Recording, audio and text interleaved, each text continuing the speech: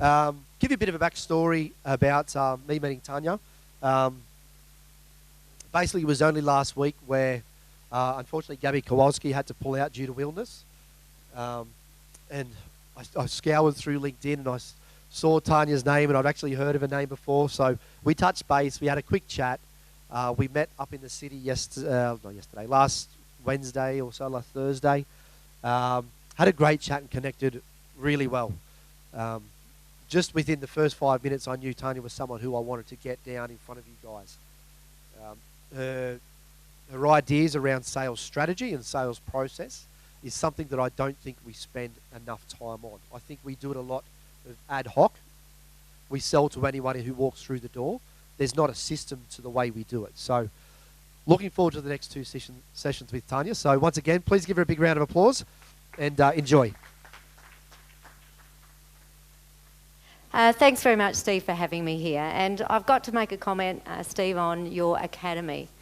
Now, I've been to many days like this and participated in many events myself, and it's really good to see an organisation taking it the next step. Because you know what it's like. I'm going to share so much information with you, and Adam's already shared lots of information. And then you go back to your office and you start to forget it. And you start to forget to implement it. And you think, gosh, that was a really good idea that Adam gave me, but where do I get the information again? Well done on the academy, because there's very few people that do it, so congratulations. Now, Wollongong. Thank you, I love Wollongong. We do spend a lot of time down this way. My favourite place to take my children camping is Coaldale. It's Coaldale Beach, right on the water. Always get blown away, but that's part of the fun. So we come down here, we try to come down once a month over summer, so beautiful place, and thank you for having me today. Now, I loved the fact that Adam, I was going first this morning and then Adam was coming after me, but you know what? It actually worked out for the best. I think Adam has set us up beautifully for the day. It's a perfect segue into a topic around strategy and process.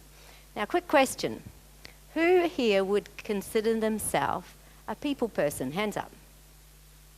Who likes detail? Oh, there's all these people. Oh, gosh, lots of peoples, that doesn't make sense, in the room today. So who loves detail? Who loves doing planning? We've got one, right? I should leave right now, I reckon, because we're all about planning.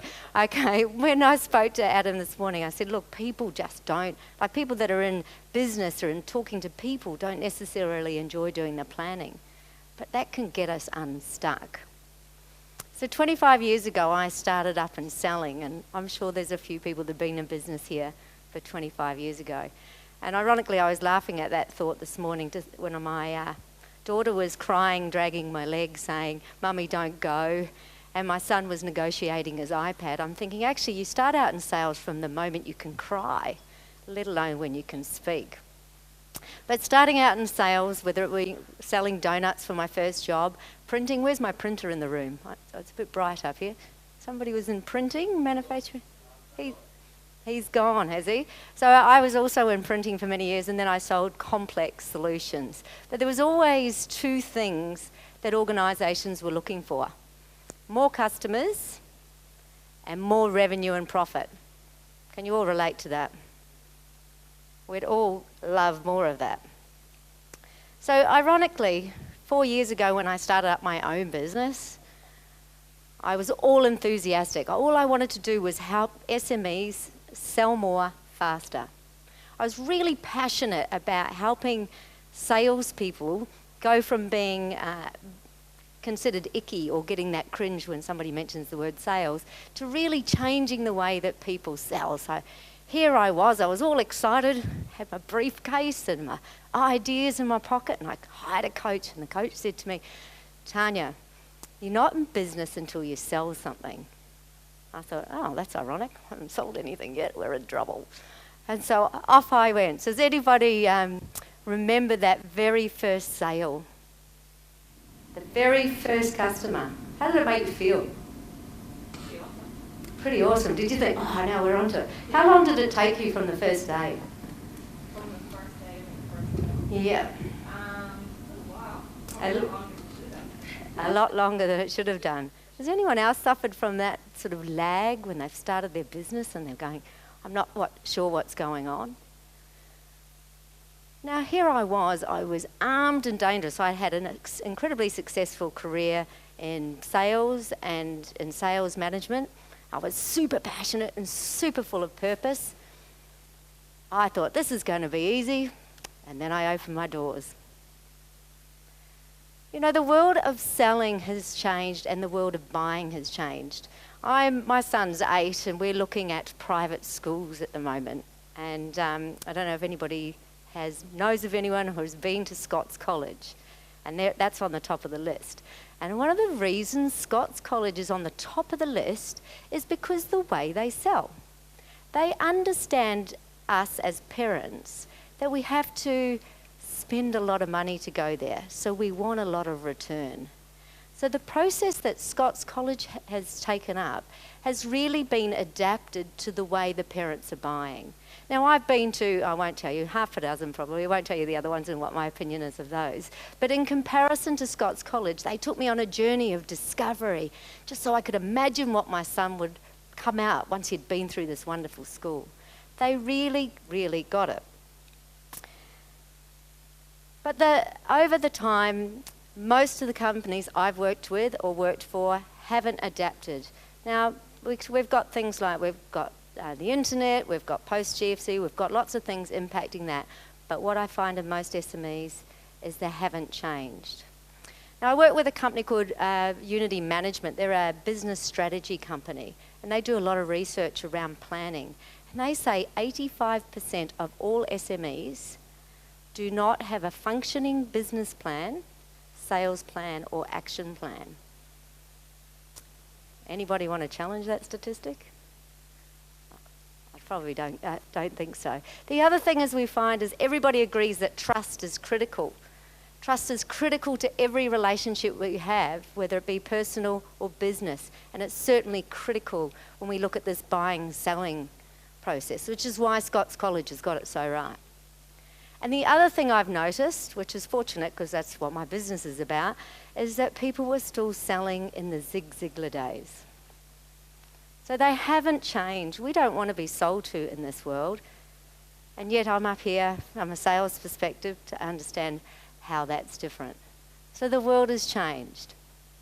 So today I'm going to take you on a journey to solve those problems. We're going to tune a strategy in the room today. For those who are people, we're going to do a bit of detail, I'm afraid. We're going to work through it really quickly. And we're going to create this strategy that will focus directly on your revenue and profitability. Then we're going to design a process, a functioning process. Again, more detail, guys, but we're going to try and do it in the room so you don't have to do it back in the office. We're going to get a process where you understand where you can add trust and add value. And along the way, just because it's a natural thing, I'm going to try and ditch some of those Zig Ziglar habits in the room and give you some new ideas on how we are going to present. Now, we're going to have to get Steve to come up and change to strategy. Zig Ziglar is 1960s, 1970s. He was a sales trainer in his day and he was considered the guru. And we've got a couple of quotes from him. He's quite... people buy off people that people will listen to people that they like, but people will buy off people who trust. I'm sure it's a common one that people have heard from Zig Ziglar. And in his time, he was the one who created the door-knocking sales strategy. So very effective in those days, but I'm sure that phone call at 7 o'clock when you're having dinner from the telemarketing, it doesn't work, right? Well, hopefully it doesn't work. Okay, so just before we get started, we're going to go through this very quickly. Don't want you to overthink anything. I just want you to get it done. I can see you all running through the book. That's what we're looking for, if you haven't got to it. So we're going to go quickly. You may have heard of some of these things before. And you're going to have to work hard in this session to get the most out of it. But for all the people that don't like the detail, it's great to do it in an hour. The other thing is, guys, I am terribly shocking at referring to a workbook. I am shocking. I'll keep talking and I'll forget to refer to it. So every time somebody catches me out, I'm going to give them a free copy of my book. Okay, so please feel free to catch me out. Now, just before we get started, I'm just going to ask anybody that's just got a few people on the table to join other people, because it'll be a great way to share ideas. And we're going to do some challenging activities. So there's a couple of people just with one on a table. That'd be great. Okay, we ready to go? So remember, strategy in some cases, has anybody ever done a strategy session in this room? A sit-down strategy session? Yay, one person, great. Okay, a strategy session in a corporation can take up to 5 days. We're going to do it in an hour. So get ready, put your safety belts on, and my computer keeps dying on me. Okay, and the clicker. Let's get going. SMEs without a strategy. What do we see? We see people, I think Steve mentioned this before, we see people selling to everybody. We see people turning up to meetings for people that are not qualified, they're not ready to buy, or they're actually going to never have a need. So we see time wasters.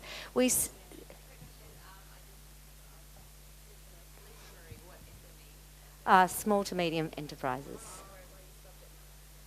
Oh, okay. Subject matter expert. Yeah. No, small to medium enterprises. Should never use jargon. My apologies. Ta-dong. I've been caught out with that. I had to Google a couple of things the last few days, have to say. So they're either wasting time or money. And it'll cost them a fortune to go through the process to sell. I like the terminology called quote and hope. Many of the organisations will do hundreds of quotes and then they just sit there. Or they have what we call a scattergun approach. So they market to everybody, they approach everybody. And you'll see these very much at networking functions. If you've ever been to a networking function and they're running around and they're handing out their business cards. It's self-sabotage. Because the only thing we can't get more of is what? Time. So we want to get the best out of our time. We want to make sure our strategy is laser focused and that for every minute of your day, you're working on revenue generating ideas, revenue generating activities. Because without the money, we haven't got a business. Without the sale, we haven't got a business. So today, we're going to march quickly through these areas. We're going to look at your customer from a profitability point of view. We're going to get real on your numbers. Now, you might not be able to answer all of this in the room, but everything's in the book for you to do this exercise back in the office if you've got gaps in your information. We've got to understand your market. And Adam talked a little bit about this, and as did Steve, about finding opportunities in your marketplace to sell more to them. We're going to test your offer. Now, Adam gave you a chance to have a compelling offer. Now, the reasons I wanted you to sit all together is because we're going to be annoying to each other and we're going to really challenge that offer. We're going to build a strategy, but a strategy is nothing without tactics. People often talk about this word strategy, but it's not until we go to implementation stage that it's really worthwhile. So, ready to get started? Okay, the process we're going to do is account management, lead, sales and market, data review, and then we're going to build a sales process in the second session. What we're not going to talk about today is sales channels, salespeople, and deployment. So there's a whole other section of this that if you've got a sales team, it will be relevant. If you haven't got a sales team, it's inappropriate, so we're going to leave it out today. Okay, by the end of it, I'm hoping you get something like this. This is an example of, with all the client details taken out, and how we would start to build a strategy. So it's not screeds of paper, it's one page. Everybody okay with just one page of paper? Yeah, much better, isn't it? Okay, account segmentation. A wise man called Jack Daly, who's an expert in sales strategy, once said to me, see fewer people, target the money makers. So in your book,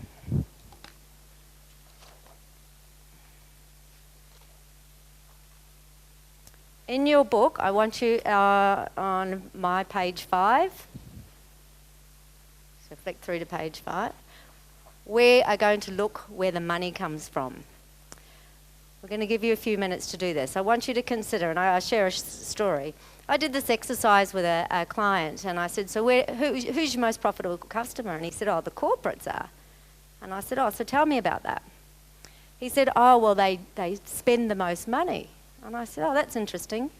What margin do you get? And he said, Actually, that makes me uncomfortable. We don't get very much margin at all. I said, so how long did it take you to sell that person, that corporate? Oh, a year and a half. And I said, so they generate very little profit for you? And it took a whole year and a half to convert? Is there a better way to do business? So I want you to now think about your customer segments and which ones are generating you money. Are they quick decision makers? Do they spend more? Do they give you multiple purchases? So the paintball company, somebody that's got a wide variety of teams and you're taking to the HR person and they're doing team building, fantastic, because you sell to one person and you get to many. And we were talking about the chemical industry. You've got a choice. You sell to the user of the chemical or you go sell to the distributor. Which one makes you more money? So I want you to just give it a few minutes to think about. Find out where your money is. We want to chase the money. Show me the money. I'd just like to start with this.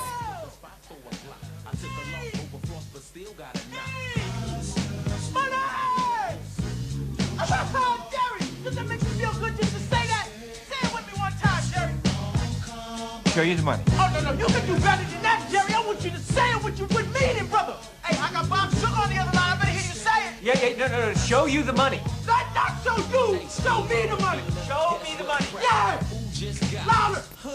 Show me the money. I need to feel you, Jerry. Show me the money. Jerry, you better yell. Show me the money. Show me the money. Do you love this black man? We will leave the rest of it out. Okay, guys, show me the money. Who had a bit of an epiphany and went, ooh, okay, I hadn't really thought of it like that? Or who feels they're actually approaching the right market? They know where the money, great. So it's just the way that we look at it, and many customers don't recognise the way that they look at it. They go, always the big guys are going to be better, but sometimes they're not. It's about, and things, you've got to consider things the way they pay, etc. Okay, so now we're going to define what that segment looks like, and I want you to get very precise. Okay, I want you to get very precise on this. I want you to be able to imagine you walked into a networking event or a party and you're able to pick that person out. We want to know what they're thinking about. We want to know where they hang out. We want to know how they make decisions.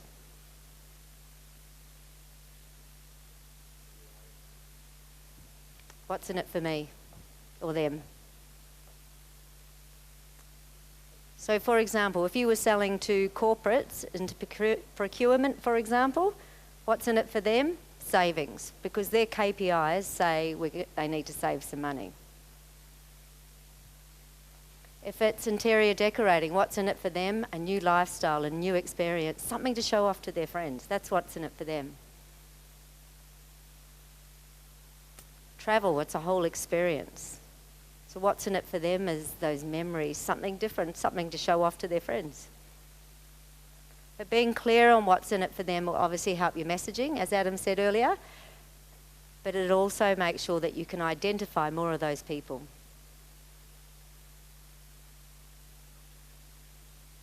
Consider how they come to market. Do they phone you? Or do you need to approach them? Is it a push or a pull strategy? It's a big exercise, and if you've ever worked with a marketing company, they'll make you do this exercise. If you can really get to know the person. So, for example, my target market is small businesses with small sales team where there's either a sales manager trying to also sell or the sales team are reporting to the business owner. So there's no structure, no process, no strategy in place. That's my perfect target market. So if they've got no salespeople, not a good fit, they're not going to spend the money. If they've got too many salespeople, then I haven't got the capacity to deal with them. So my cost to sale and my return on my time, because I need to bring in extra people, gets reduced. So when time is my only limiting resource, I want to use it the best of my knowledge. The other thing about my target client is they tend to be 35 plus. An interesting statistic that 80% of all people that buy off you are of similar age or background to you. People buy off people that are a mirror image of themselves. I have a very Gen Y marketing company that's a client of mine, and they only have very Gen Y, and I'm talking sort of 20 to 25-year-olds in their sales team, and they're trying to sell to big corporates, and these people are in their 40s to 50s. So they actually put a strategy together to bring on a salesperson that's a little older with a little more credibility because they're easy to sell. So if you don't understand your target market, there's so many strategies that you can build to actually improve it, but it starts with this. Okay. As I said, we're going to go through quickly. You may have to come back to this exercise. Okay, know your numbers. Now, in your book, there's a whole bunch of squares in page 6 and 7. I actually remembered to refer to the book. I'm going to ask you to go through this exercise very quickly. You will not necessarily be able to answer them all, and I don't necessarily expect you to. But this is the key. This is the magic. This is the secret sauce. When we're working with a customer, we will actually go through this exercise and use exactly this template to try to understand not only where they're getting their business currently and what's most effective, and where their conversion rates are. So we're on page 6. It says, step 2, know your numbers. Okay, so we just need to fill in the gap. There's a few of you that don't know your numbers, and that's fine because of the way that your business is structured. That's fine, just do what you can, but just keep working through. If you run a business and you don't understand your conversion rates, it'll be the first place to start. Because we spend a lot of money, and a lot of people talk to me about how do I increase my leads. It's what works for you. So you can spend money on online advertising, and that can bring a lot of leads. But in some cases, people are buying you. And then, therefore, doing networking might be more important. But again, if you don't know the numbers, that's okay. But you should know the numbers if you're running a business. So I had a client that sent all their staff doing networking. Networking is a big soak up of time. And when we did this exercise, they were converting 1 lead a year from networking. And they were spending thousands and thousands of dollars sending their staff to networking. But nobody had actually sat down and done the numbers. I don't know, it's a silly example, but it's happening out there. Okay, so big exercise, don't expect you to do it today, but it's fundamentally how we build your sales process when we work with a team is we figure out those numbers and then we determine which numbers we're going to tweak.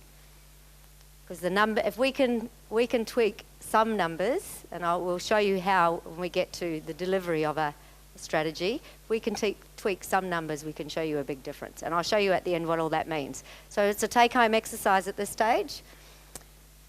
Now, here you go, a bit more detail. The old SWOT analysis.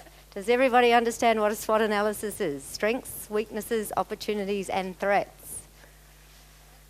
Okay, again, 2 minutes. It's a working session, guys. We're going to work.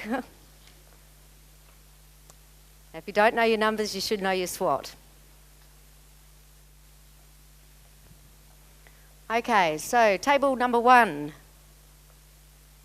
One of the travel agent ladies. What's an opportunity in your world?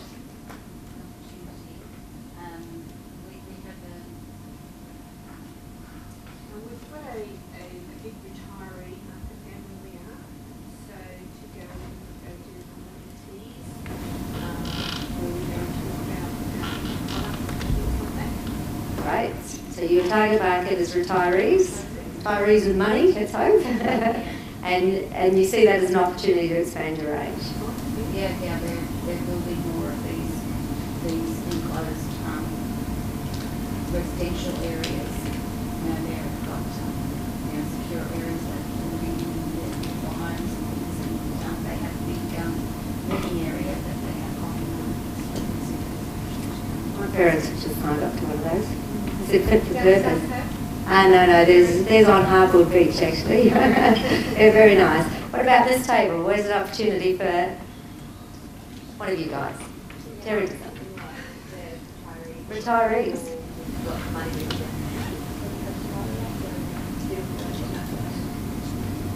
Interesting. We'll come back to that. So people moving down to Sydney. are moving from Sydney down to here. So would they do their refit before they come down? Some of them do, Some of them come down and move. Okay, great. We might use that going forward. Okay, what about HR?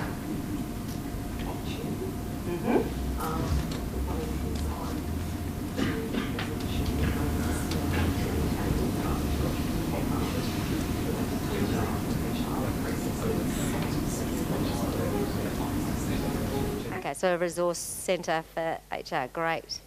So monetising that? Yeah, okay, great. And the table at the back here? You're going to make lots of money? Yeah. One opportunity from this table. What about yourself, sir? You've all taken your name tags off, so excuse me, I can't. From my perspective, being a builder, a lot of people are finding are buying houses where they can afford, but it's obviously not what they want, but it's whatever area it's in.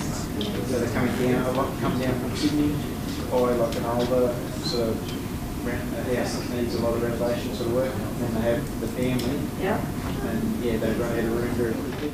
So there's two people that are targeting and see an opportunity in those people moving down from Sydney. Great, excellent. And girls, one of the ladies on the table? What about from a marketing point of view? Is it opportunities? Yeah, opportunities. We're excited about opportunities. Just that there's a big need for my experience and for varied experience that I can bring to mine in this area. Okay, be more specific on that? So I've got experience in like international media and marketing, digital marketing, offline, online, and there's a really big need for that kind of wealth of knowledge. So who's your target market? Small businesses. Small businesses that are trying to access the global market. Oh, no, that are trying to access global knowledge of the digital online market. And how do you monetize that? Sorry? How do you monetize? How do you make money out of that? So I manage all their marketing. Okay. So just SMEs in general, or do you have a particular specialty? No, just SMEs in general. Okay. Actually, girls, I might get you to introduce yourself because the rest of the groups introduced themselves to us earlier on, and just share a little bit about your business, so if you wouldn't mind. I'm Susie Bagan. I run a marketing and media agency helping small businesses in the Illawarra and South Coast. And I'm Paris Rains. I'm the founder of Climate Girl, which I started when I was 14, and I'm now trying to build it into a global platform for young people to share their own environmental stories from around the world and beyond. Cool. And she just won Young Illawarra Woman in Business. Oh, so congratulations. Well done.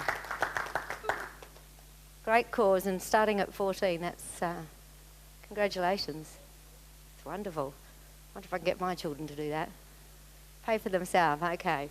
So this morning you worked with Adam and you put together a compelling offer. We're now going to play a game.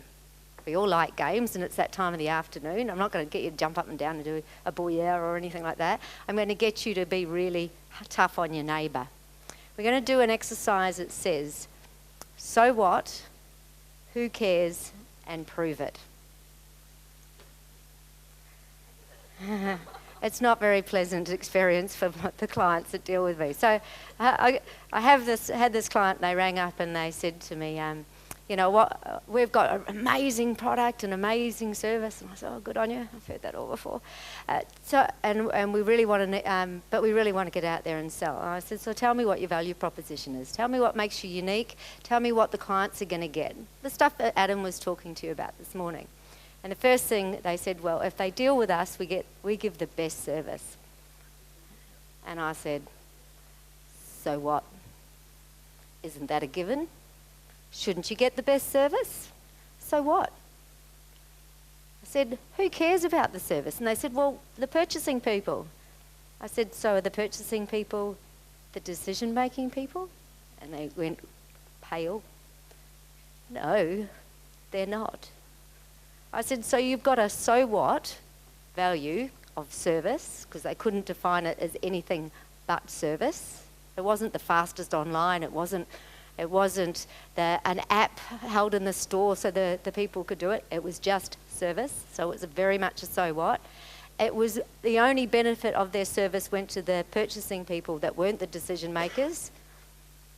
And then I said to them, so prove it. What statistics, what measures, what net promoter score, which if anybody knows what that is how likely you are to refer this business to your friends and family. Have you got statistics to prove that your service is better than anybody else?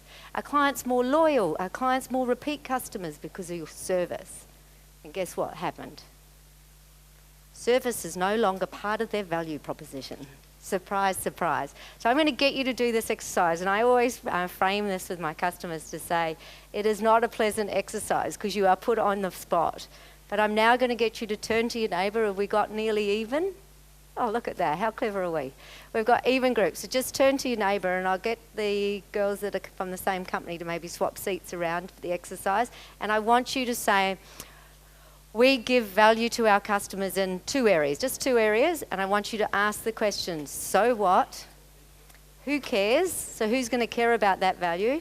And I want proof.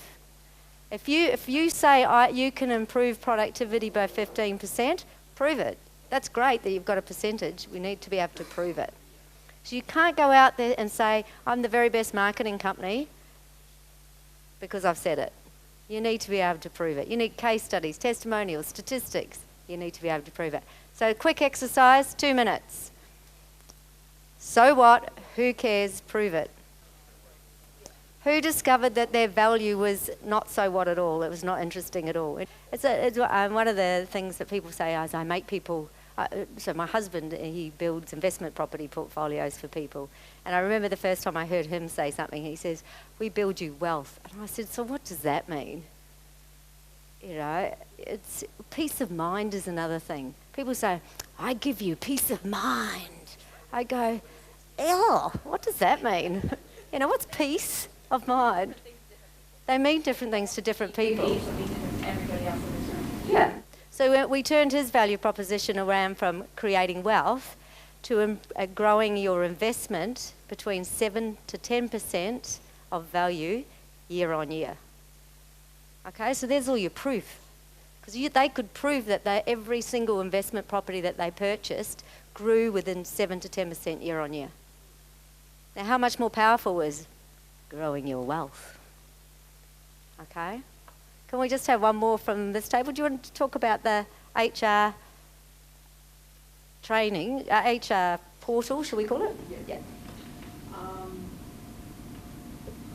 So saving a business owner time and frustration of being able to know exactly where to go and having the expertise and skills to get the answer for the business owner. What can be done? Okay, so the issue you're going to have is proving it, right?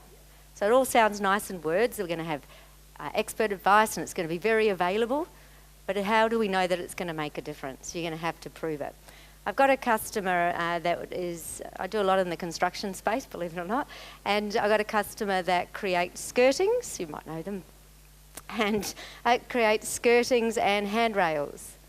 And one of the things they do with their handrails is they have this click system. And the click system allows the carpenter and the builders to put it up really quickly. The other thing is it comes together already coated, so there's no painting. So they had no proof, they just knew that rationally that made sense. So what we did is we did a video of the traditional way of putting that up versus their way. And it was literally 4 days to do the other version, and it was 40 minutes to do theirs. So the proof was there. So so you do need to prove it. Buyers are really skeptical these days. Buyers don't want to be sold to, and they've heard it all before. I am the world's best sales trainer, yada, yada, yada. Heard it all before. The world's best, I'm the best in the world. Like, really? How do you know that? Can you prove that to me? Who are you judging it off? Where's your numbers? Okay, so make sure that you can substantiate what you're saying. It will give you so much more power in your value proposition if you can get up and say, so the chemicals. So what? Well, one of the value proposition I put down was streamline the products that you keep on hand. So what will increase the safety, storage space, efficiency. So when you say streamline, just explain in your word what that means. We've got 4 different types of cleaning chemicals. You can reduce just by using different dilutions of the same product. Okay. It just makes it safer, it's tidier, storage space. Who cares? Workplace safety auditors, people in HR, operations managers, people who are have to spend $100 per barrel on 4 different barrels of chemicals are now spending, instead of spending $400, to spend $100 in 1 year. It increases cash flow, so therefore, the accountants care about that as well. And to prove it, well, we've got, just list the places where we've got it, what we've done. Right, excellent. So when somebody says to you, why would I bother purchasing your chemicals, you can answer that question confidently.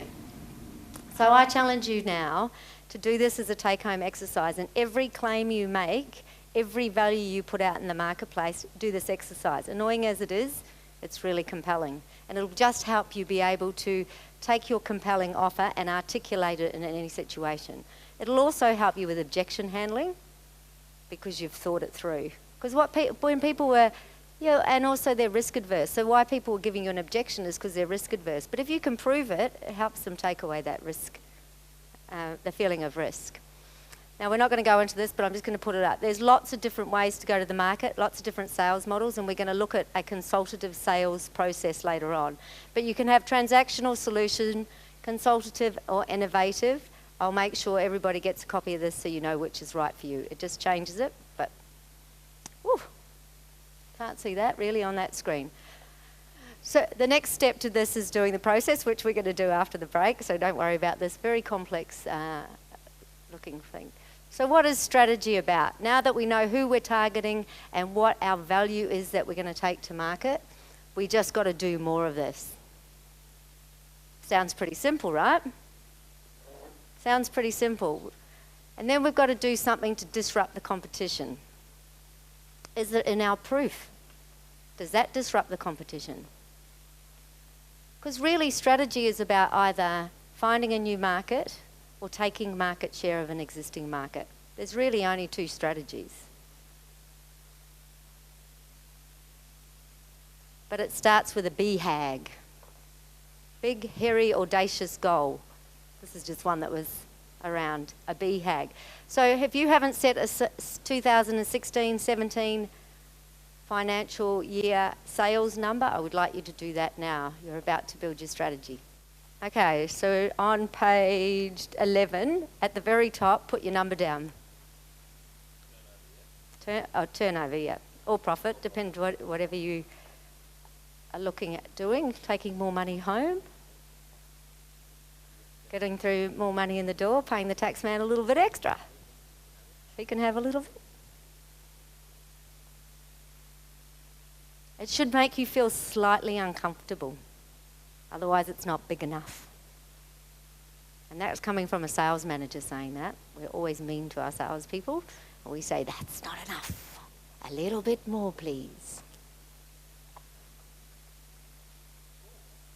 A little bit more, okay. Pick 4 priorities. Are you going to get more customers the same? So consider your profitable customers. Are you going to get more of the same? Are you going to grow your customer base? Is that one of your strategies? There's a whole heap.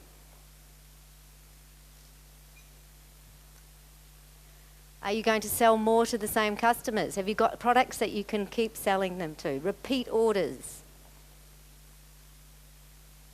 Are you going to increase your price? There's lots of people that are going to increase their price. Oh, it might be expensive to live down here shortly. Are you going to bring on a salesperson? Are you going to increase your capacity?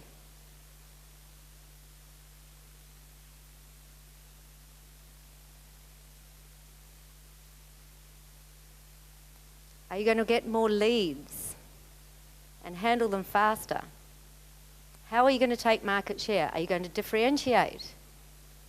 Are you going to stand out as the experts to the retirement market?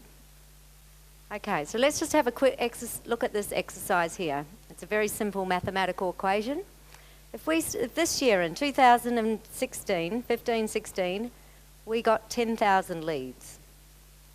If you worked on just a 10% strategy, and this is a strategy I used to use with my sales team all the time, if we can just tweak everything by 10%, what's it going to mean? So let's have a look at the numbers. So if you get 10% more leads, and you get 10%, you convert at a 10% higher level, so you go from a 20% conversion to a 22% conversion of those leads, you're going to have 2,420 customers. If those 2,420 customers buy an extra 0.2 transactions with you,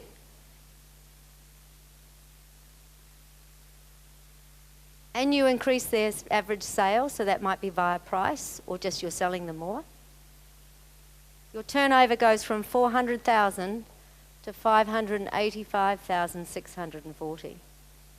Who in the room here thinks they might be able to tweak something 10%? So one person's going to get that level of growth. 61.05% by just making this 10%. So 10% is not a lot. It's just doing things a little bit better. It's using people like Adam to get more leads in the door and then have a better qualification and conversion process. Adam's really good at creating those funnels. So maybe he's the man that's going to get you your 10% or more. And he's telling us stories of Sally, and he can get you more. What if you've got more things to sell them? So if you're selling them one product now, so for interior decorating, what else could you sell them? Or how else could you leverage your relationships with other people in a joint venture, for example? How could you get people to spend more? Okay, so how's your strategies looking so far? Anybody just put 10% down? Because once you, so remember the exercise about knowing your numbers? If you didn't know your numbers, you need to know your numbers. Because if you look at your numbers and you work out this exercise, figure out what it does to your bottom line. That's why knowing your numbers is so critical, because there is the messages in that data. And I know we're all people, but at the end of the day, it's the numbers that will show you the story and where you need to work out where your business goes. Okay, so there was lots of blank pages for the numbers. Just check in on that when you get back to the office. Now you need to know how to go to market, whether you go one-to-one or one-to-many. So when we get up and speak, so I spoke to 960 people, 5 minutes? Okay, no, go quick. 960 people in a room of small businesses that had at least 3 salespeople. It took 2 days of preparation and 25 minutes to deliver, and in 25 minutes I got 25 customers. So can you imagine, just from a time point of view, for my business, if I went out to the marketplace and tried to target 25 customers, and I prospected and I visited and they weren't in the market, versus that 25 minutes. So you work out which strategy works best for you. One-to-many. I've got a great strategy for the builders around this. One-to-many or one-to-one. And we're going to talk about some of these in the next session. So you might look at other strategies like increasing your sales time. Steve talked about how you can use the ninjas. I love this line. I've stolen a lot of the stuff I talk about. Automate, delegate, and eliminate. So we can delegate to the ninjas, automate using some online systems, or just get rid of it. Because if you had 10% more time to sell 10% to better quality leads, then what does your business look like? If you retain your customers, we'll go through some statistics later on, by improving your customer service, including your follow-up. When we look at your process, we'll look at this in a bit more detail. Lower your costs of sales using a referral system. Builders, I've got a good referral system that works incredibly effectively. I'll share with you later. Move to an internal team. The costs of having you out selling might not be worth it. One of the ladies up here outsources to a salesperson. You might like to share that information with other people, and they get paid on commission. So unless they sell something, you don't have to pay. So is that a better use of your time? You're better doing something else that you're really good at? Or improve your processes, which we'll talk about later. just put this up because great strategy, great actions, no timelines, no responsibilities, are just nothing. And that's what the 85% of SMEs have. A nice piece of paper that they put together at the end of every year that they never refer back to. So we're not going to have that, right? We're going to align it. So who here's got salespeople in their business? Anybody? There's a few. So your salespeople should directly link with your strategy. So if your strategy is get more customers, you need to be saying to your sales team, your KPI is to do more lead generating activities. And they need to see the link with the strategy, and they need to be giving a timeline. I am going to rush it at the end because we've run out of time, and we always run out of time. And here's a couple of hints.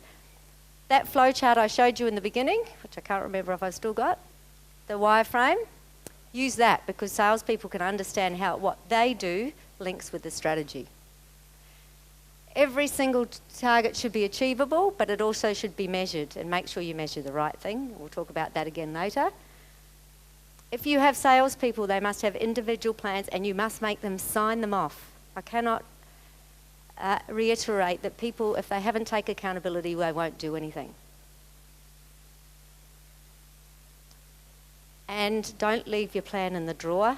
Bring it out on a weekly or monthly basis. And you should be able to adapt a plan through the year. It's not set in stone, but at least go back and do it. So you've started your plan today. You just need to fill out those numbers, which everyone struggled with, and do the 10% exercise and see what that means to you. Because that will be about building a strategy. And you might only have to do 1 or 2 things to really make a difference to your business in 2016 and 17. So if we take that little wireframe spreadsheet, this is a model that we use in our, when we're doing this with a client, is we create a spreadsheet, we look at the financial, customer, internal and learning perspectives, and then we build the strategy, the objectives and the measures, and it's all on one page and it looks something like this. And I'm getting the hit.